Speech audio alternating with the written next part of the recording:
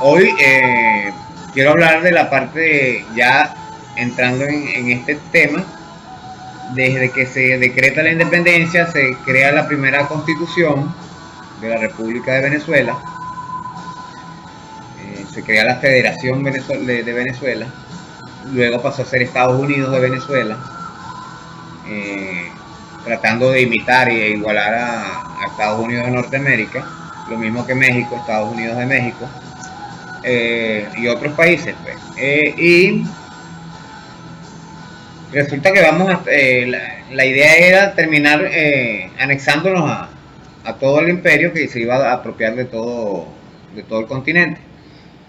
Hoy voy a hablar de esta parte de la Constitución. Véase que hay eh, algunos dicen que son 29, otros dicen que constitucionalista dice que son 32 porque anexan las enmiendas, esto y aquello. Todas estas constituciones van acordes a los gobernantes y no al pueblo.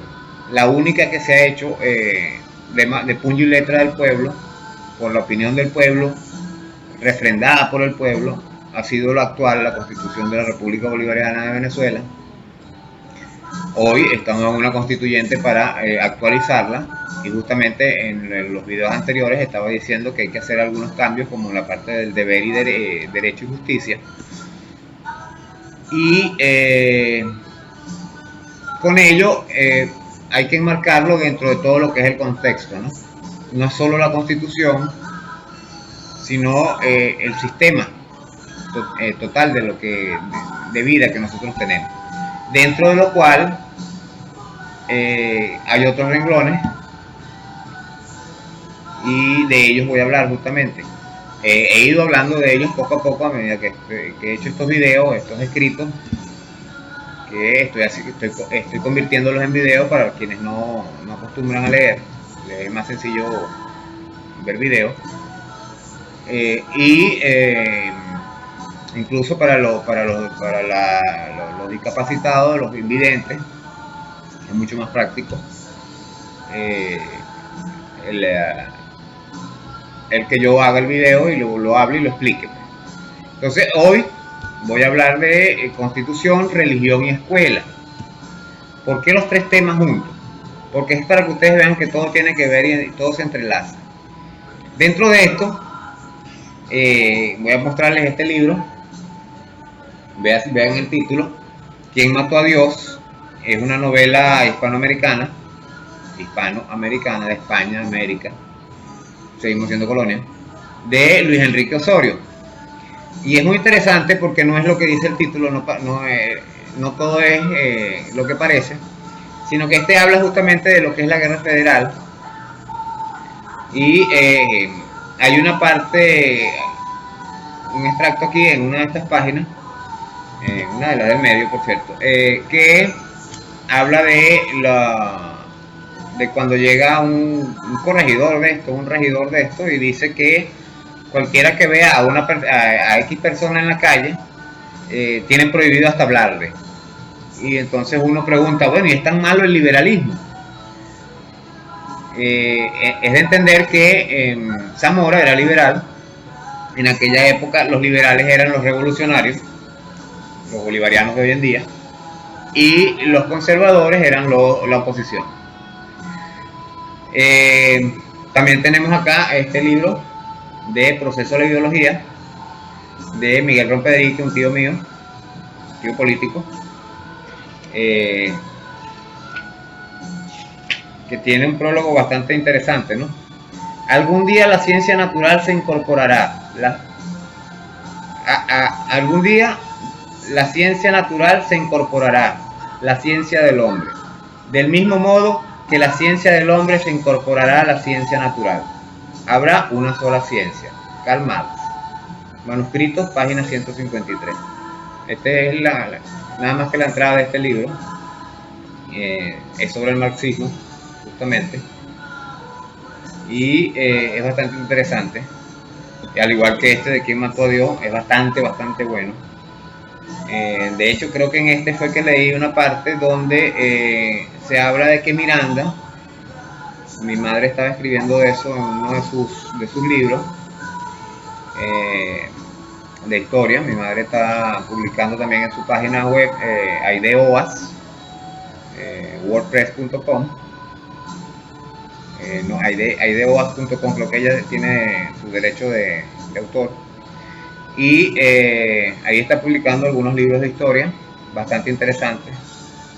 Publicó Sombras de Orinoco y otros sobre religión y otras cosas. Y en este libro en particular creo que es allí donde dice que hay una anécdota de Miranda cuando habla de que si supieran en España los rasgos negroides que tiene Simón Bolívar.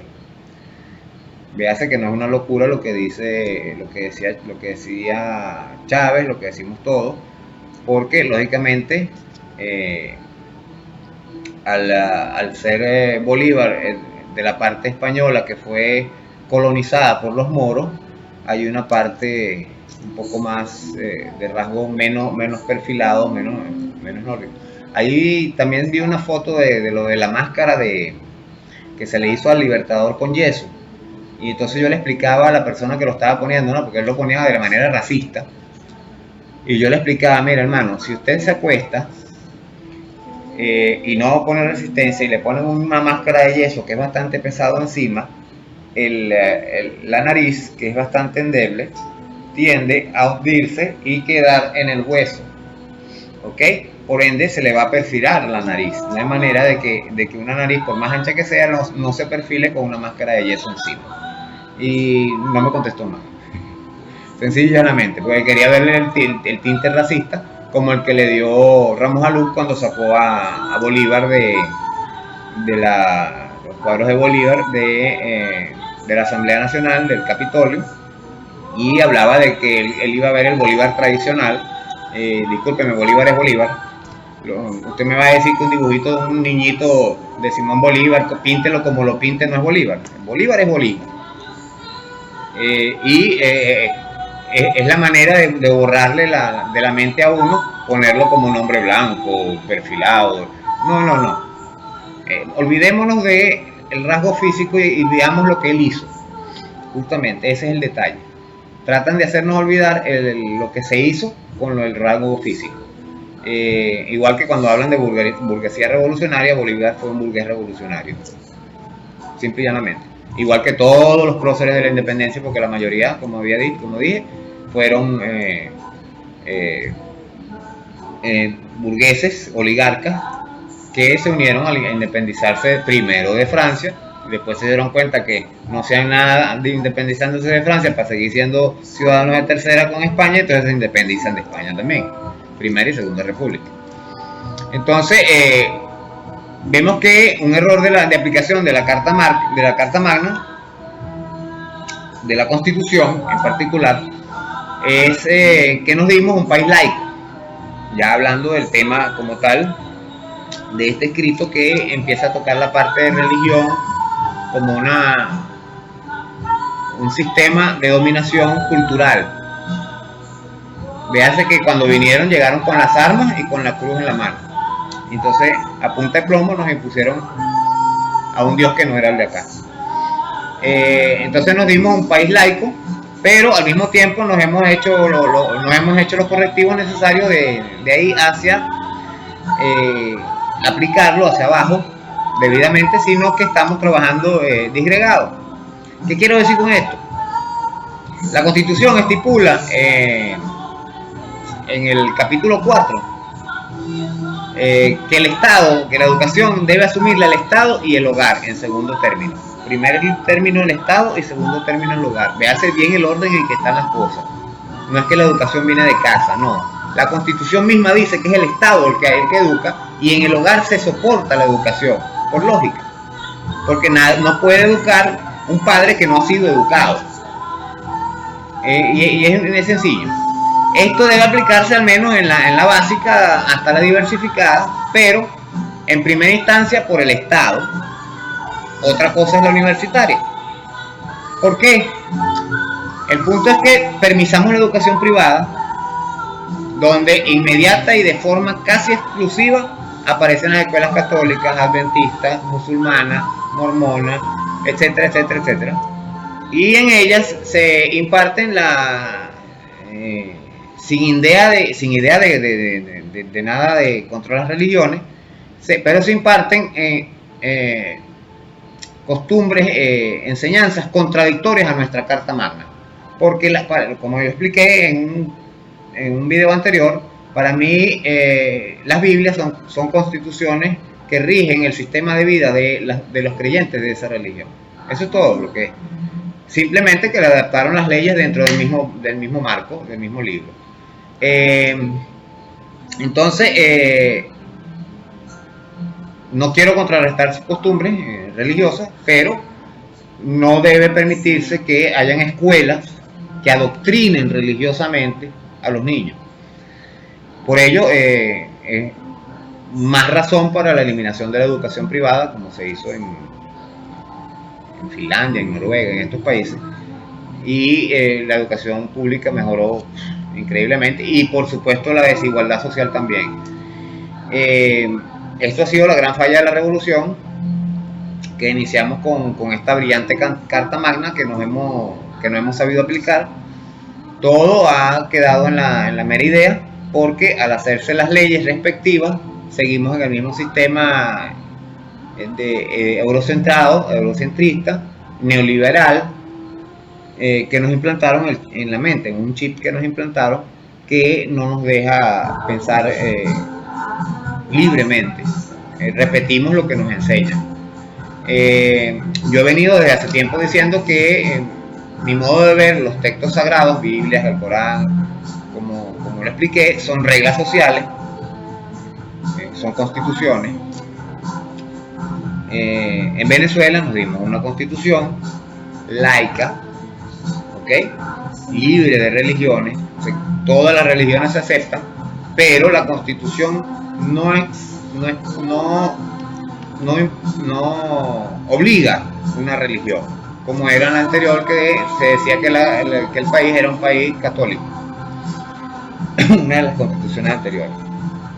Además de la gran diversidad que tenemos en el país, existen los que no creen en otras religiones, por ejemplo los ateos, y para dar un equilibrio social en nuestro territorio debe imponerse ante ellas una regla de convivencia armónica y sustentabilidad que evite los conflictos étnicos, raciales, económicos, religiosos, como los que ha llevado casi la desintegración y guerra milenaria en Medio Oriente. Chiitas, sunitas, sionistas, judíos, musulmanes, bueno, cristianos, ahí se están matando entre todos. Son unas masacres constantes. Eso nosotros, gracias a Dios, lo hemos logrado evitar, como dice Walter Martínez, y estamos en el país de las maravillas, como dice.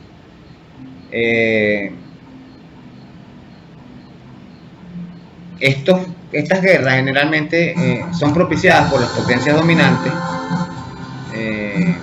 que impulsan de paso las religiones y aplican el dividir y vencerá. Chiitas y sunitas, los dos son musulmanes, pero entonces uno es una cosa, el otro es otra.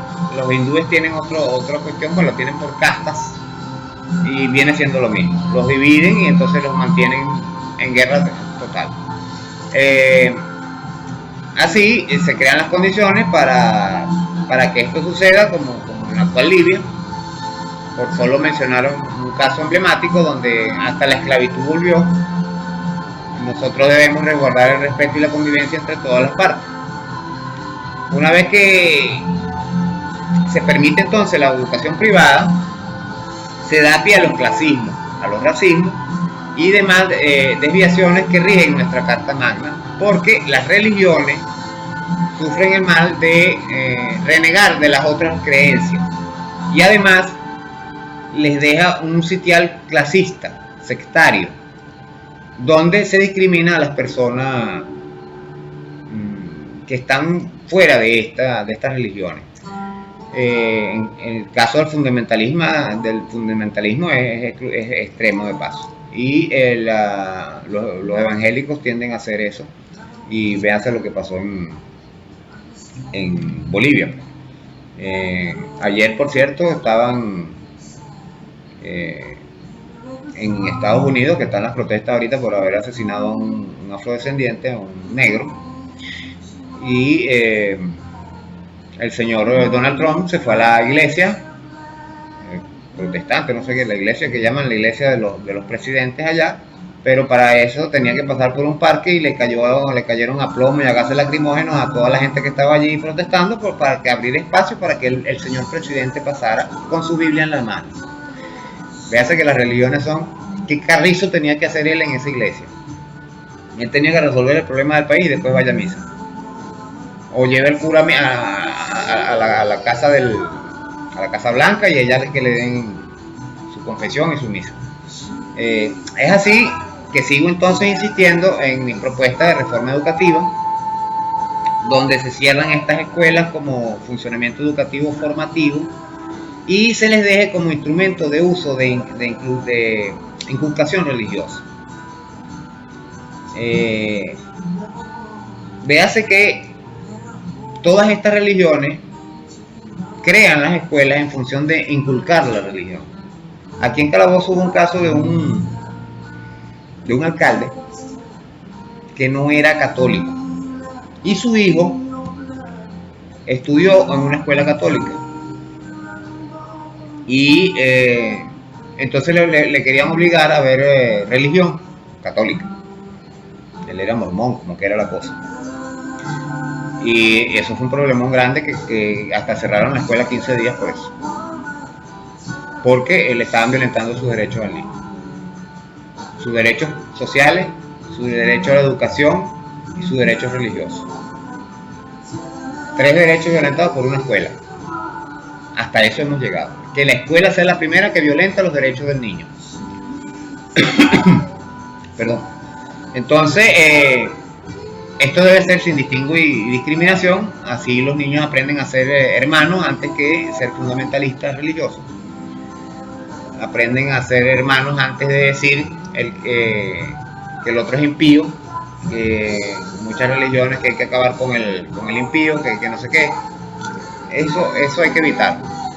Para la aplicación de tales medidas deben hacerse algunos ajustes sustanciales que yo propongo, dentro de los que yo propongo.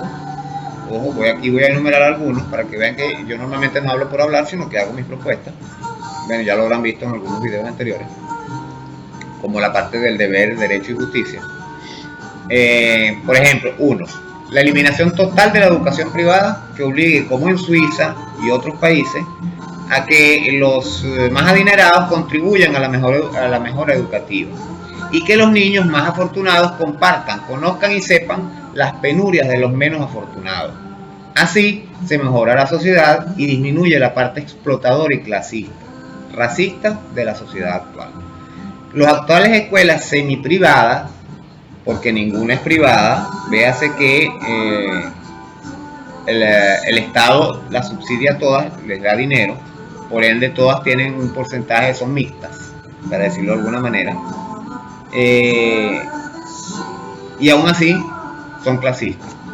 Vemos a un Uroso Sabino hablar en su educación religiosa católica que los niños más afortunados deben ser educados en función de ser los que lideren y los menos afortunados económicamente deben ser educados para obedecer y ser los obreros. Entonces estas escuelas deberán pasar a manos del Estado, en su defecto convertirse en solo sitios de cátedra religiosa de sus respectivas comunidades, si no es que se toman las escuelas, los colegios.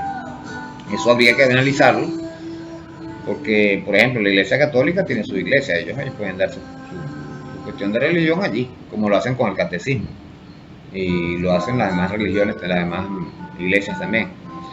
Entonces, 2. Rescate de la formación social, moral y cívica, contextos debidamente adecuados a la unificación práctica de la sociedad laica, cívica y moralmente eficiente. 3. Creación y rescate de materias conexas a la creación de un nuevo ciudadano productivo, creativo y formador, como lo son música, artes, ciencias, etc. Desde los primeros años de instrucción e incluso desde la guardería, como se hace en Europa. Yo tengo un hermano que tiene como 35 años viviendo en Europa y sus hijos apenas nacieron, a los 3 meses, 6 meses, una cosa así, ya estaban en la guardería, y ya en la guardería los estaban inculcando la educación social y cívica y la moral. 4. Rediseño, reeducación y adecuación instructivo-formativa y cultural de maestros, profesores y todos personal educativo de las instituciones educativas. Todos deben ir a capacitación sobre el sistema nuevo de educación. 5. Aplicación de la evaluación constante de los maestros y profesores, además de la obligatoriedad de actualización interanual e investigativa de estos, para que dejen de ser caletreros y sean verdaderos educadores.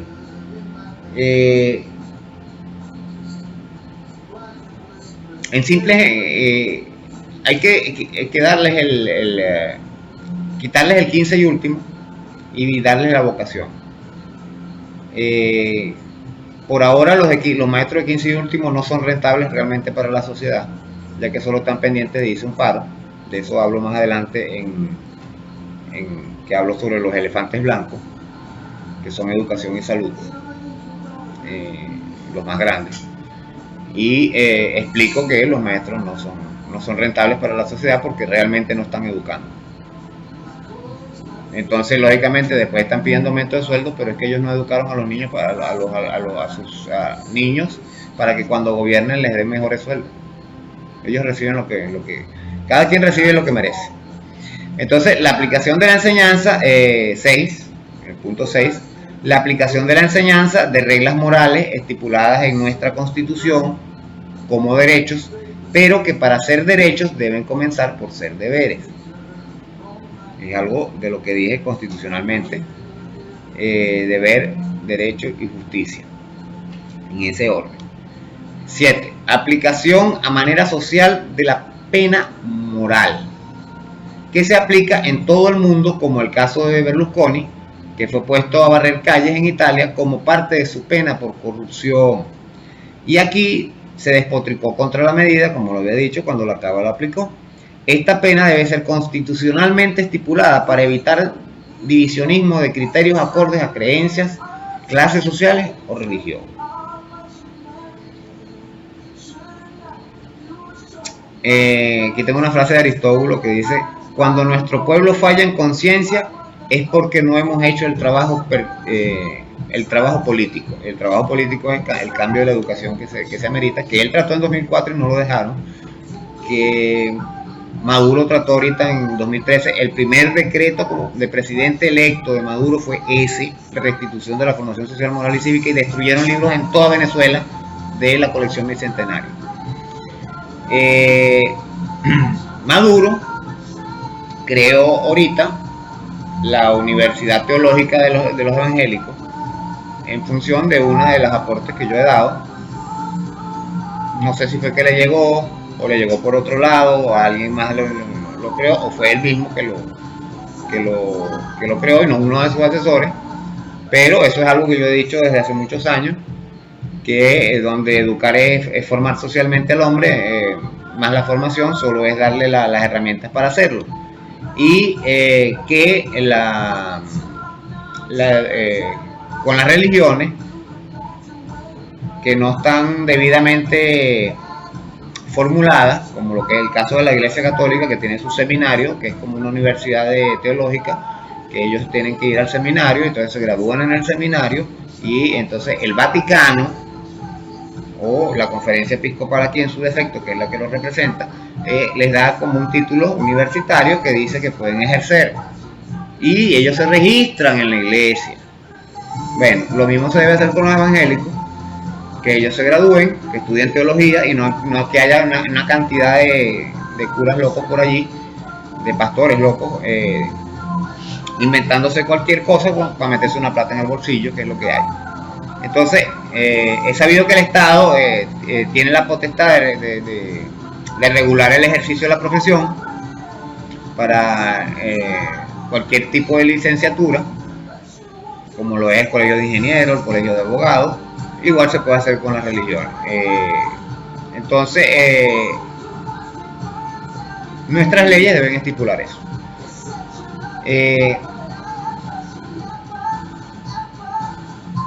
Una compañera ecuatoriana, se llama Ney Manchedo Dueña, ella escribió algo muy interesante, ¿no? Este es un paradigma repetido a través de la historia y obviamente falso. Los padres no tienen tiempo para educar y peor aún, tienen o tenemos las mismas taras que debemos cambiar en las nuevas generaciones. Actualmente estamos orientados a la competencia. ¿Y qué valores recibimos de esa orientación? Solo valores materiales, afán de poder, afán de ganar siempre, lo que nada tiene que ver con el efecto entre las personas y es del afecto que nacen los llamados valores espirituales. De hecho, estos valores espirituales son absolutamente secundarios dentro de la sociedad actual, dentro del sistema actual, y esto es para que el sistema nos explote desde pequeños, adaptándonos a una doble moral, enseñanza en la casa y en la escuela. Se nos dice que debemos ser buenos estudiantes, si es posible los mejores, los primeros y los más rápidos. Esta es la premisa de la doble moral y la más importante, desarrollando el afán de ganar, de poder, de fama y de fortuna. Y aquí viene la otra parte de la doble moral, la secundaria. Para que no explote el sistema, se nos dice que tenemos que ser buenos compañeros, generosos, solidarios, pero hasta ahí nomás. Ya sabemos que es lo más importante, ganar. Y entonces, ¿dónde están los valores espirituales de muchos, que muchos dicen que son los padres los que deben enseñar? Sencillamente son lo mismo que debemos cambiar. La nueva educación tiene que estar orientada a compartir, no competir, con sencillas actividades prácticas, no con discursos ni teoría. Ejemplo, que ya lo hemos puesto que ella lo ha puesto unas 200 veces, que en Japón los niños que llegan a la escuela lo primero que hacen es limpiarla. Véase que va dentro de lo que es el marco de todo lo que yo voy a explicar. Yo puse en este escrito esta frase que ella me lo pasó por el Facebook. Perdón. Y yo se la complemento con esta parte. Venezuela alcanzará el socialismo cuando el pueblo y el gobierno asuman las medidas que hacen falta para avanzar socialmente a la verdadera revolución social socialista. Eso comenzará con la reimplementación de la formación social, moral y cívica, contextos debidamente adecuados a las necesidades, cuando se tomen las medidas socioeconómicas conscientes que incluyan asumir el discurso de la frase comuna o nada, la aplicación del gobierno comunal y la implementación de la pena moral.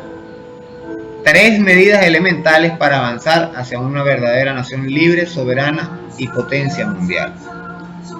La corrupción no se resuelve usando la fuerza, sino la razón. Es así que solo rescatando la formación social, moral y cívica a todo nivel ciudadano es que se irá haciendo el avance a una sociedad ética y productiva. El detalle es que el educador dejó de serlo y quedó solo como maestro de materias formativas para el trabajo a futuro. No hay enseñanza de sociedad, no hay moral, no hay civismo real en la escuela básica, y para remate, el televisor es el que termina educando a los niños, porque la educación viene de casa y el que educa en la casa es el televisor. Porque los padres están trabajando o están muy ocupados o están haciendo oficios en la casa, o sencillamente no les da la gana de educar a sus muchachos. Video en De Todo para Todos. Suscríbase.